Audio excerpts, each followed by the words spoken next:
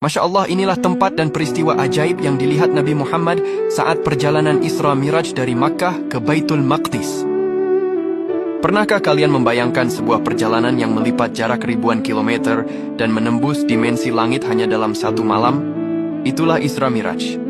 Dahulu sebelum Nabi Muhammad naik ke Sidratul Muntaha, perjalanan terbang bersama Burak dan Malaikat Jibril dari Makkah menuju Baitul Maqdis, Palestina, dipenuhi dengan peristiwa ajaib yang menggetarkan jiwa. Keajaiban yang pertama, yaitu mencium aroma harum di tengah gurun.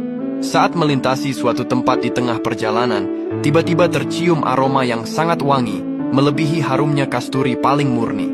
Nabi Muhammad lantas bertanya kepada Jibril, "Aroma apa ini, wahai Jibril?" Jibril menjawab bahwa itu adalah aroma kuburan Masyitah, yaitu tukang sisir putri Fir'aun. Di lokasi inilah Nabi diingatkan tentang keteguhan iman. Masyitah dan anak-anaknya dahulu memilih dilemparkan ke dalam kuali mendidih karena menolak menyembah Fir'aun demi tetap mempertahankan keimanannya kepada Allah. Peristiwa ajaib yang kedua, yaitu melihat sosok nenek tua dan kakek yang memanggil. Di pinggir jalan menuju Yerusalem, Nabi melihat sosok nenek tua yang memanggil-manggilnya dengan suara lemah, namun Nabi tidak menoleh. Tak jauh dari situ, seorang kakek tua juga mencoba menghentikannya. Jibril kemudian menjelaskan bahwa nenek itu adalah simbol dunia. Jika Nabi berhenti, maka umatnya akan lebih mementingkan dunia daripada akhirat. Sementara kakek itu adalah iblis yang mencoba menggoda fokus Nabi dalam misi sucinya. Di sini Nabi mengajarkan kita tentang pentingnya fokus pada tujuan hakiki. Peristiwa ajaib yang ketiga, yaitu melihat kaum yang memanen tanpa henti. Nabi juga diperlihatkan sebuah pemandangan yang mustahil secara logika tani. Di sebuah lahan, ada sekelompok orang yang menanam benih, lalu saat itu juga tanaman tumbuh dan langsung bisa dipanen. Setelah dipanen, tanaman itu kembali tumbuh seperti semula. Ini terjadi di sepanjang jalur Isra. Malaikat Jibril menjelaskan bahwa mereka adalah para mujahid atau orang yang berjuang di jalan Allah. Setiap kebaikan yang mereka tanam, Allah lipat gandakan tanpa pernah putus. Sebuah suntikan semangat bagi Nabi bahwa setiap lelah dalam dakwah akan berbuah manis secara instan di sisi Allah. Peristiwa aneh yang keempat, yaitu melihat kaum yang menghantam kepala sendiri.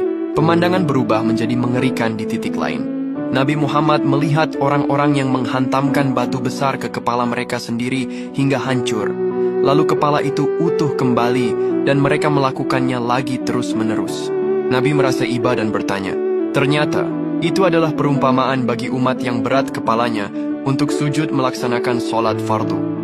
Pesan ini menjadi mukadimah sebelum Nabi nantinya menerima perintah sholat 5 waktu di langit ketujuh. Peristiwa ajaib yang kelima, yaitu pemberhentian di tempat-tempat suci. Sepanjang perjalanan di atas Burak, Jibril meminta Nabi untuk turun dan melakukan sholat 2 rakaat di beberapa titik penting. Yang pertama yaitu di Madinah, tempat yang kelak akan menjadi rumah hijrah Nabi. Yang kedua di Madian dekat pohon Musa, yaitu tempat Nabi Musa berteduh saat pelarian dari Mesir. Yang ketiga di Gunung Tursina, yaitu lokasi Allah berbicara langsung kepada Nabi Musa. Yang keempat di Bethlehem atau Baitul Lahmi, yaitu tempat kelahiran Nabi Isa alaihissalam. Perjalanan darat ini berakhir di Masjidil Aqsa, Palestina.